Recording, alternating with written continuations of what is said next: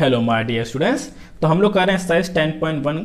ये पार्ट 3 है। इससे पहले 2 पार्ट आ चुका है। अगर नहीं देखा होगा तो तुम प्लेलिस्ट में जाके देख लेना, ओके, या तो डिस्क्रिप्शन में मैंने लिंक दे दी है। तो क्वेश्चन नंबर 17 से स्टार्ट करते हैं। देखो ये पार्ट बहुत इंपॉर्टेंट है। इंपॉर्टेंट क्यों है? क्योंकि बस यहाँ पे तुम्हें सिखाऊंगा कि सॉल्व कैसे करते हैं, हाउ टू सॉल्व, है ना। देखो, if a line segment 45 centimetre long is divided in the ratio 4:5। हम ये कह रहे हैं कि रेशियो एक लाइन सेगमेंट है 45 सेंटीमीटर का, ये लाइन है, ठीक है ना। इसको हम डिवाइड कर रहे हैं दो रेशियो में, 4 और 5। What is the length of the longest part? तो लॉन्गेस्ट पार्ट यानी जो कि 5 वाला है, अगर एक लाइन है इसको दो पार्ट में डिवाइड किया, 4 रेशियो में और एक 5 में, तो मुझे इस वाले की लेंथ बतानी है। समझ आया?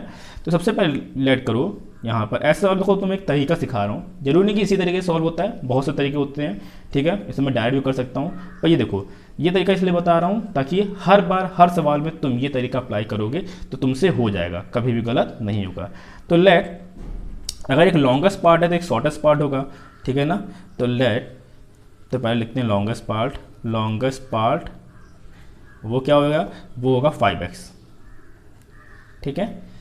एंड स्मॉलर पार्ट क्या होगा फिर? वो हो गया 4x, क्योंकि रेशियो में 4:5 है तो 5x वाला बड़ा होगा और ये x मैंने लिखा है, ठीक है ना। तो अब क्या करूँगा? 5x + 4x, इन दोनों का सम इसी के बराबर होगा 45। तो 5 + 4 ये 9x होता है, ये सब तुम सीख चुके हो पहले ही, ठीक है ना। इसे ट्रांसपोज करते हैं तो 45/9 ये कितना होगा? 5 जा ना, 9 5 जा 45। तो पूछा लॉन्गेस्ट पार्ट, तो लॉन्गर पार्ट जो होगा, देखो 5, ये 5 क्यों? क्योंकि यहाँ 5 है, 5x लिखा था ना, और यानी 5 × 5, क्योंकि x की वैल्यू कितनी आई? 5, और ये कितना हो गया? 25 सेंटीमीटर। सेंटीमीटर में क्यों? क्योंकि यहाँ सेंटीमीटर गिवन है। समझ में आ गया? आई थिंक समझ में आ गया, कोई डाउट नहीं होगा। ओके, चलो इसी सवाल को मैं एक और तरीके से कर सकता हूँ, हालांकि मुझे ये तरीका ज़्यादा पसंद है, ठीक है ना, पर तब भी सेकंड मेथड में तुम्हें बता देता हूँ, वो भी कोई टफ नहीं है। पूछा है लॉन्गेस्ट पार्ट, ठीक है ना, तो उसमें मैं एक स्टेप में कर दूंगा लॉन्गर पार्ट। एक बात समझो, उसमें ये होगा रेशियो कितना था? 5:4, तो नीचे लिखो sum of ratio, sum of ratio नीचे लिखेगा सम ऑफ रेशियो मल्टीप्लाई 45, और लॉन्गेस्ट पार्ट का रेशियो है कितना? 5। मतलब कि ये है, मैं इसको यहाँ समझाता हूँ।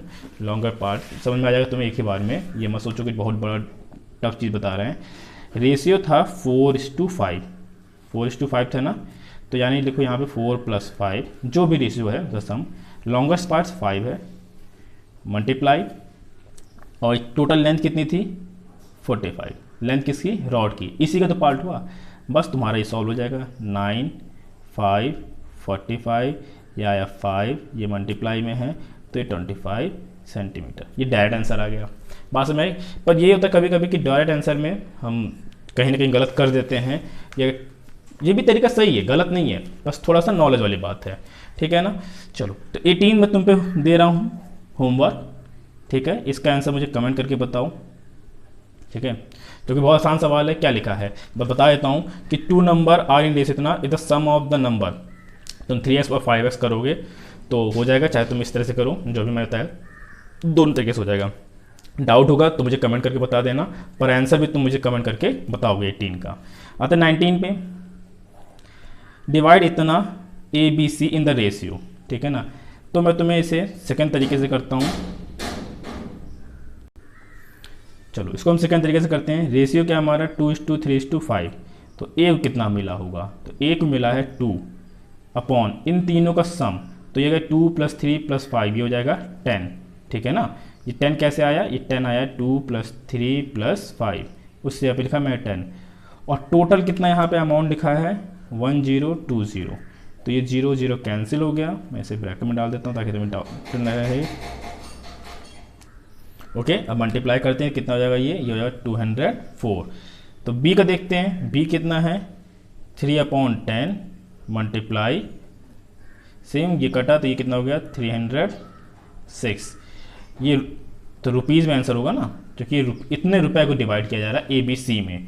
तो C को कितना मिल रहा है, C कितना है 5/10 मल्टीप्लाई 10, क्यों है, ये सम ऑफ रेशियो, और ये इतना रुपीज़ टोटल, ये टोटल रुपीज़ है, तो ये क्या होगा 5 × 10 और ये 5, इससे इतना रुपये मिला। तो इन तीनों को सम करोगे ना तो ये 120 के ही बराबर, इतने के ही बराबर आएगा, जो कि एस्लम अमाउंट था। ठीक है ना, चाहे तुम करके देख लेना। तो आई थिंक यहाँ तो कोई डाउट नहीं होगा। ठीक है, नाउ करते क्वेश्चन नंबर 20। ओके, 20 में क्या करना है, कंपेयर द रेशियो। हमें इन दो रेशियो को क्या करना है, कंपेयर करना है। रेशियो क्या लिखा है, 3:4 एंड 4:5। कंपेयर करने बहुत से तरीके होते हैं, जो फ्रैक्शन में तुम्हें समझाया था वही तरीका तुम अप्लाई कर सकते हो। तुम चाहो तो इसको लिखो 3:4 एंड 4:5। ठीक, और इसको इधर भेजो और इसको इधर भेज दो, क्रॉस मल्टीप्लाई तरीका, इसको इधर भेजो तो 3 × 5। ये सिर्फ एक ही वे नहीं है, ऐसे बहुत से तरीके से हम कर सकते हैं। तो ये आया 15 और ये आया 16। ऑब्वियसली ये बड़ा है, तो यानी 4/5 वाला जो है वो 3/4 से बड़ा, या तो तुम कह सकते हो 3:4 ये आंसर हो जाएगा। बात समझ में आई? तुम चाहते तो इसको ऊपर नीचे मल्टीप्लाई कर देते इधर 5 से और इधर कर देते 4 से, तो भी तुम्हें आंसर ही मिल जाता। ठीक है ना, चलो अब करते हैं 21 क्या कर रहा है, which are the following ratio is the greatest and which is the least. पूछा कौन सा इसमें सबसे बड़ा है और सबसे छोटा कौन सा है। ठीक है, तो यहाँ पर तुम्हें वो मेथड अप्लाई करना होगा जो मैं क्रॉस मल्टीप्लाई मेथड इतना सुटेबल नहीं होगा, क्योंकि तुम हर जगह कहाँ क्रॉस मल्टीप्लाई कर पाओगे, राइट। तो यहाँ पे मैं क्या मेथड अप्लाई करूँगा, बात समझो। 2, 5 और 4 इनका एलसीएम क्या होता है, पहले ये पता करो। एलसीएम ऑफ 2, 5, 4 सारे डिनोमिनेटर का एलसीएम, तो इनका एलसीएम क्या होगा 20, इसका एलसीएम होगा 20। अब हम क्या करेंगे, 1/2, यहाँ क्या है 4/5 और यहाँ क्या है 3/4। तो 2 में क्या मल्टीप्लाई 20 आ जाए, जो एलसीएम है 10, तो ऊपर नीचे 10। 5 में क्या मल्टीप्लाई करेंगे 4, तभी 20 आएगा। और 4 में क्या मल्टीप्लाई करेंगे 5, तो ऊपर नीचे 5। तो ये क्या हो गया 20/, तो ये हो गया 20/20, ये हो गया तुम्हारा 16/20 और ये हो गया 15/20, राइट। अब हम इस यहाँ से बता सकते हैं कौन लीस्ट है, तो विच इज़ ग्रेटेस्ट, तो ग्रेटेस्ट कौन है, सारे डिनोमिनेटर सेम है, तो ये ग्रेटेस्ट हुआ ना 20/20। और ये रेशियो आया कहाँ से है 20/20, ये आया है सॉरी 10/20। आई थिंक ये गलत मैंने लिख दिया 10/20। देखो मैं एक छोटी गलती कर दी थी, ये 10/20 है, इस बात को तुम ध्यान देना। तो ग्रेटेस्ट क्या होगा तुम्हारा 16/20 और ये रेशियो आया कहाँ से था 4:5 से, तो ये हो गया। लीस्ट क्या है, सबसे छोटा कौन सा है, ठीक है, लीस्ट पूछा हुआ है ना, तो लीस्ट क्या है, तो लीस्ट है तुम्हारा, लीस्ट दिख रहा है ना लीस्ट, तो लीस्ट है तुम्हारा ये, ठीक है, जो मैंने गलती से लिख दिया था। तो ये है 10/20 और ये कहाँ से आया था 1:2 से, तो ये हो गया इसका आंसर। इसको असेंडिंग ऑर्डर में भी लिखना है, तो भाई असेंडिंग ऑर्डर में लिख देते हैं, हमें पता है लीस्ट पता है, स्मॉलेस्ट पता है, ठीक है, असेंडिंग ऑर्डर। तो असेंडिंग ऑर्डर क्या होगा इसका, सबसे छोटा कौन सा था 1:2 उससे, और सबसे बड़ा कौन है, सबसे बड़ा है हमारा 4:5, तो ऑब्वियस बीच में 3:4 आएगा, ठीक है ना। आई थिंक यहाँ तक कोई डाउट नहीं होगा, ये असेंडिंग ऑर्डर हो गया। नाउ क्वेश्चन नंबर 22 करते हैं। 22 क्या लिखा है, the sum of angles of a quadrilateral इतना, the angles are in ratio इतना, find the measure of each angle. हमें मेजर ऑफ ईच एंगल पता करना है। तो भैया फर्स्ट एंगल का मैं निकालूँ, फर्स्ट एंगल पहले निकालो sum of ratio. Sum of ratio कितना 1+2 +3 +4, राइट। तो इनका सम कितना आया, सम ऑफ रेशियो आया कितना, ये देखो सम ऑफ रेशियो कितना आया, तो 4, 6 और 10, राइट। तो चलो एंगल्स निकालते हैं। तो फर्स्ट एंगल क्या होगा, फर्स्ट एंगल होगा, मैंने क्या बताया था, नीचे होगा सम, ऊपर रेशियो मल्टीप्लाई, टोटल सम कितना होता है एंगल का 360 डिग्री। तो ये 0 0 कैंसिल हो गया, ये आ गया 36, राइट।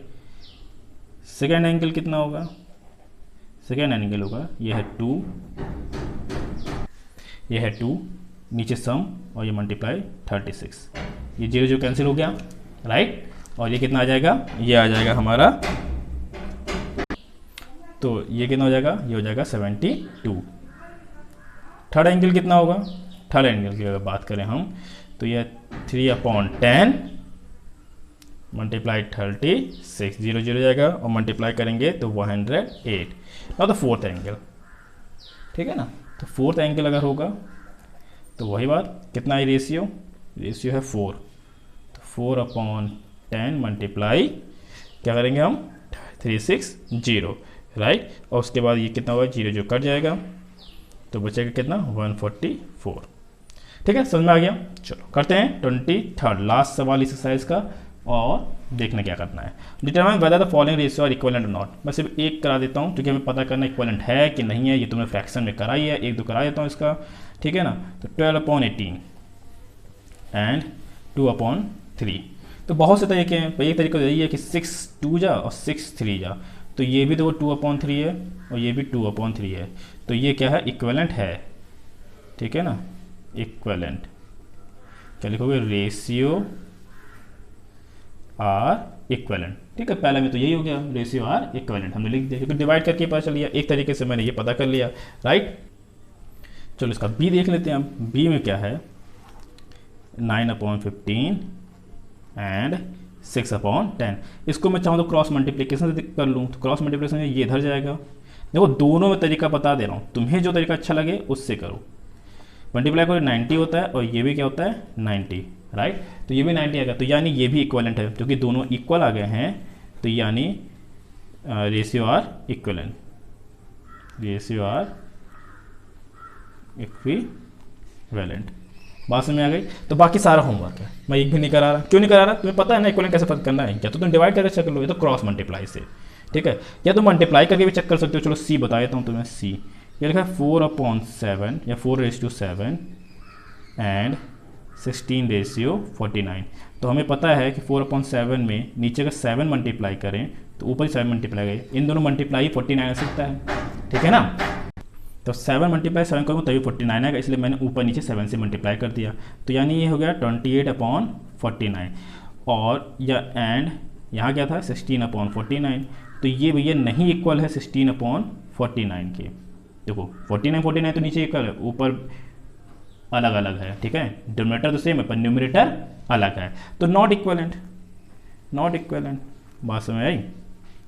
तो आई थिंक तुम लोगों को ये बात समझ में आ गई होगी। तो बाकी सारा तुम्हारा होमवर्क है, तुम खुद से करके बताओ और मुझे डी वाला कमेंट करके बताना कि इक्विवेलेंट है कि नहीं है, ठीक है ना। डी वाला मुझे कमेंट करके बताओगे।